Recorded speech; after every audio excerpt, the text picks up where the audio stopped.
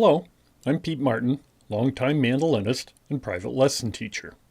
In this video, we will cover what to do when a non-chord tone falls on the beat. To get the accompanying PDF file, see the description below. Ask any questions you have in the comments section.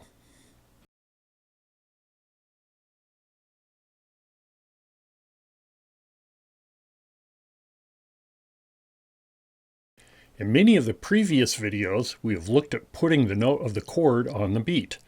This makes the note happen at the same time the rhythm section is playing a chord, and it helps your solo to sound good with the backup.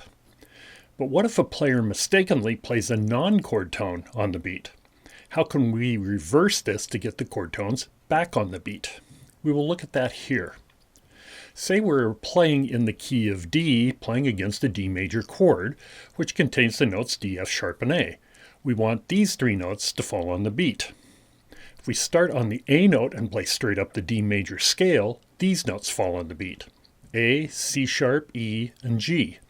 Only the A note will fit against the D chord, and the others will sound off. Hear this in example 1. 1, 2, 3.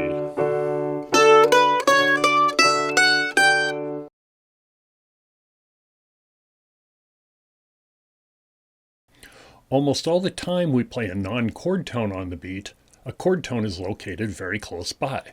For instance, the first non-chord tone we played on the beat was C sharp.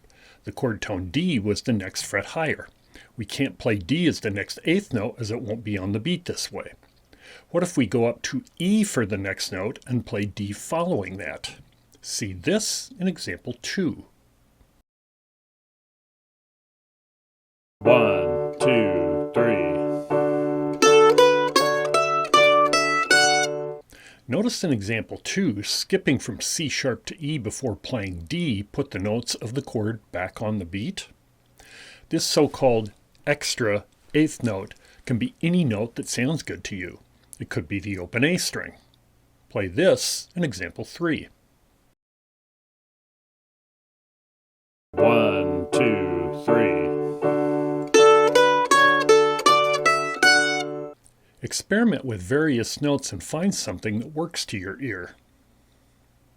In video number 36, we looked a bit at what musicians call clash resolve.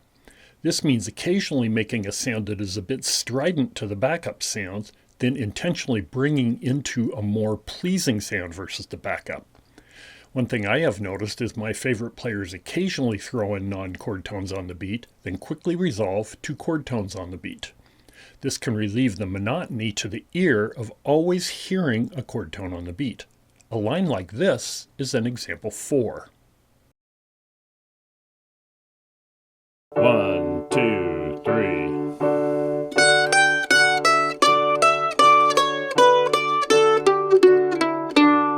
So far, we have seen that if we're playing non-chord tones on the beat, if we add an extra eighth note, we convert to playing the chord tones on the beat again. This extra eighth note can also be an eighth note rest.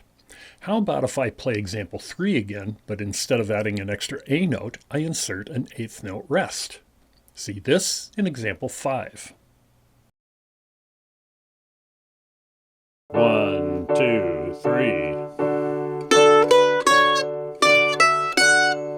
Remember how in chord tone scales we remove one note from certain sections of the major, dominant, and minor scales to keep the chord tones on the beat? If we are playing a non-chord tone on the beat and are about to play through a section of a scale where we would normally remove a scale note, we can intentionally not remove that scale note and we revert to chord tones on the beat again. Example 6, we ascend the D major scale from the root, but let's say we make a mistake and get away from that.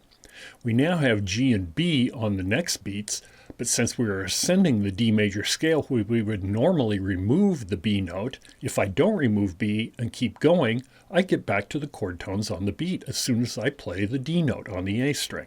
See this in example 6.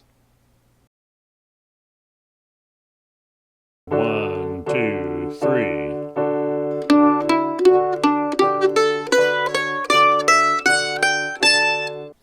These are a few ways of correcting errors or intentionally introducing clash resolve into your solo. There are countless ways of doing this. Your assignment is to practice this and find other ways to do this. Have fun! I have several videos showing how to make lines from the ideas shown in this series at my Patreon channel for silver level, which is $5 a month, and above patrons. Please subscribe, click the bell for notifications, click like, and leave a nice comment as a sacrifice to the algorithm. If you like what you are learning, I ask that you consider supporting my efforts on my Patreon page. Member privileges include early access to videos, exclusive Patreon-only videos and articles, monthly Q&A live stream, and a monthly private lesson. A special thanks to these supporters. You can do this and get a shout out too at patreon.com/Pete Martin. And I'll see you on the next one.